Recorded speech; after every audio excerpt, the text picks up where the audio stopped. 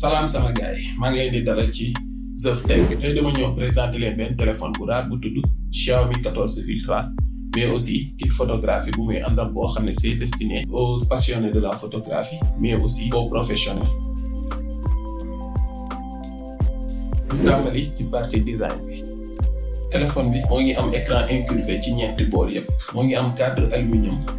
dos bi moo ngi nekk en cuir loolu di ñu permettre di am prise en main bu agréable malgré poids wu 240 grammes.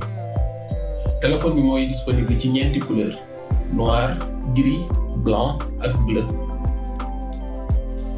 écran bokk na ci li ma gën a yitteel ci téléphone ndax sama usage dafa def que damay seetaan lu bëri sama téléphone ay film dama ciy jouer et aussi dama ciy def ay retouches photo montage vidéo et tout du coup écran bu am solo la si man.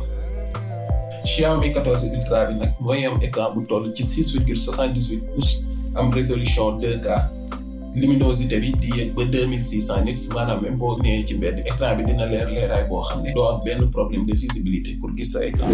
côté performance nag téléphone bi moo ngi ànd ak processeur Snapdragon 8 Gen 3 même processeur bi la ñuy fekk ci yeneen téléphone Android haut de gamme yi comme Samsung Galaxy S24. téléphone bi nag moo ngi ànd ak 6 Go de RAM 512 Go de stockage batterie téléphone bi nag moo ngi toll ci 5000 mAh teg si ànd ak chargeur ultra rapide 90 watts bu ñuy permettre charger suñu téléphone de 0 à 100% en 30 minutes.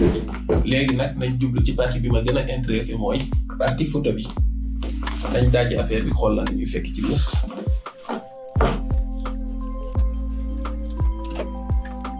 comme ni ngeen koy gisee kit bi dafa ànd ak ay accessoires yoo xam ne dañuy permettre de transformer Xiaomi 14 Ultra bi en caméra professionnelle.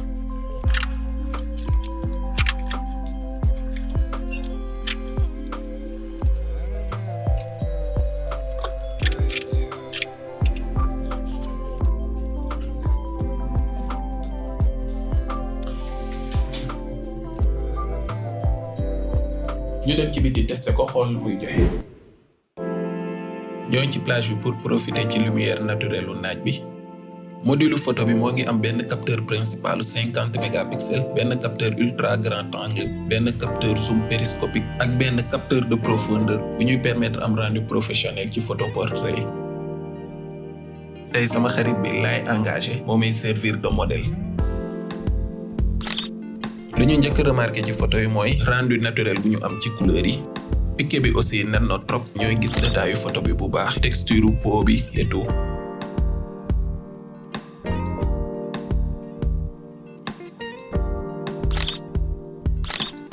remarqué wu ñu benn imperfection ci détourage yu sujet bi.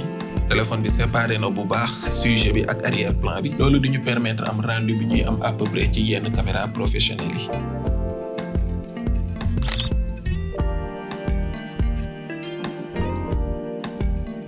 mën nañ activer ay filtre légaux yu téléphone bi àndal yu ñuy permettre am rendu artistique changer couleur yi def ko noir et blanc ay sépia yeneen.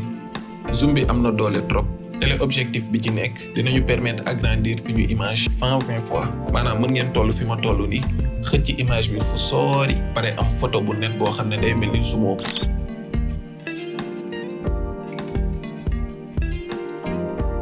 ci wàllum vidéo tamit téléphone bi desul ginnaaw ndax mën na filmer ba 8K. ci kanam ñoo ngi am caméra selfie grand angle 32 mégapixels bu leer naa ñi mën a filmer en 4K.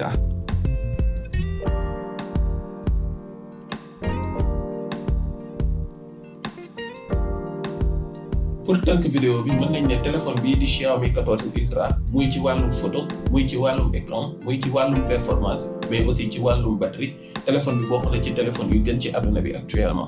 lenn regay cat bi mooy prix dafa xaw a élevé trop. maa ngi lay jox dig daje ci beneen vidéo ak beneen téléphone bul fàtte like abonné partager vidéo bi jaajëf.